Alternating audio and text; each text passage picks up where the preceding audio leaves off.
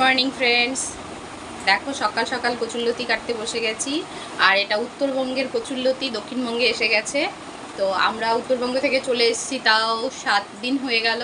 এখনও কচুরলতিটা কাটার টাইম পাইনি, কারণ 1 মাস থাকার পর বাড়িতে না থাকলে যে ঘরদোরের কী অবস্থা হয় সেটা আশা করি বুঝতেই পারছো। তো এই পরিষ্কার করা, তার মধ্যেও মেয়েকে একটু পড়ানো, কারণ 1 মাস ধরে তো মামা বাড়িতে গিয়ে মেয়ে পড়াশোনা কিচ্ছু করেনি। তো এই সব কারণে আর সময় হয়ে ওঠেনি। তো এখন মেয়ে স্কুলে গেছে, আর এই সুযোগে আমি এই কচুরলতিগুলো কেটে নিচ্ছি। আর এগুলো কাটতে তো অনেকটা টাইম লাগে। তো আগে তো এগুলো কাটতাম না, এখন তো জুতো সেলাই থেকে চণ্ডীপাঠ সবই করতে হয়, আর সবটাই একা হাতে করি।